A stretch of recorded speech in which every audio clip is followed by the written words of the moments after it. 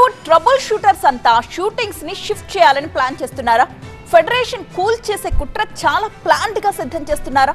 పైకి వేతన సమస్యే, కానీ దాని వెనుక తెరను తరలించాలని ట్రై చేస్తున్నారా?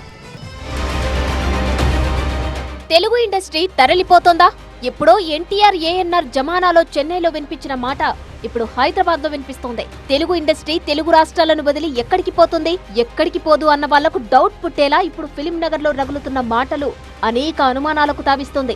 ఒకరంటే ఏదో అనుకోవచ్చు, ఇంకొకరంటే ఏదో కోపంలో మాట్లాడారనుకోవచ్చు, కానీ ఒకరికి ఒకరు, ఇద్దరు, ముగ్గురు, నలుగురు ఇలా 1 by 1 ఇండస్ట్రీ తరలించే కుట్ర జరుగుతుందంటూ మాట్లాడుతుంటే ఏమని అర్థం చేసుకోవాలి? అందుకు తగ్గట్టుగానే యాక్షన్ కూడా మొదలవుతుందంటే ఎలా చూడాలి అన్న చర్చ ఇప్పుడు టాలీవుడ్ లో వినిపిస్తోంది, కనిపిస్తోంది. వేతన పెంపు వివాదం ఇప్పుడు చినికి గాలివానగా మారింది. అది కాస్త అటు ఇటు తిరిగి ఇండస్ట్రీ తరలిస్తారా అనే ప్రశ్న దాకా వెళ్ళింది. ఈ వివాదంలో అనేక ఆరోపణలు ఫెడరేషన్ సైడ్ నుంచి ఒక్కొక్కటిగా నిర్మాతల వైపు దూసుకొస్తున్నాయి.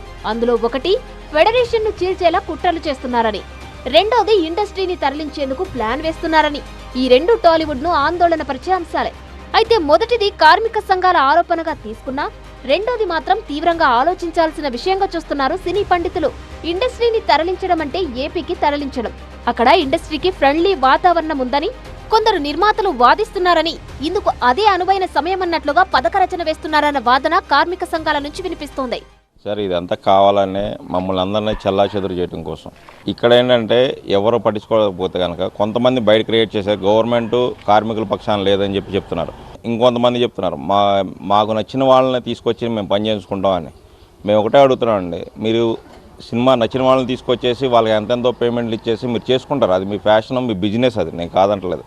కానీ మీ కలెక్షన్లు అనేది మా తెలుగు రాష్ట్రాల ప్రజలు మాత్రం మీకు కలెక్షన్ తెచ్చిపెట్టాలి. అంటే మా జేబుల్లో డబ్బులు అయితే కనుక మీరు తీసుకుని మీ జేబులు నింపేసుకుంటారు. కానీ ఇక్కడ తెలుగు రాష్ట్రాల్లో పనిచేస్తున్న కార్మికులకు మీరు డబ్బులు ఇవ్వడానికి అయితే కనుక మీకు మనసొప్పదా అని అడుగుతున్నాను. ఈ సందర్భంగా 3 రోజుల కిందట పీపుల్స్ మీడియా సంస్థ అధినేత విశ్వప్రసాద్ మాట్లాడిన మాటలను కూడా గుర్తు చేస్తున్నారు కొందరు కార్మికులు. ఫస్ట్ ఈ బ్లాక్ మెయిలింగ్ అన్నది ఎంకరేజ్ చేయకూడదండి. ఇది they don't have a right to blackmail. ఇలా వచ్చి ఆపడం, అది ఇలా చేస్తూ ఉంటే ఏదైనా చేయొచ్చు వాళ్ళు రేపొద్దున. అంటే సినిమాలు తీయలేము మనం, మామూలుగా స్కిల్ డెవలప్ చేసుకొని వచ్చి హయ్యర్ రేట్స్ తీసుకుంటేనే బెటర్ అనేది నా ఉద్దేశము.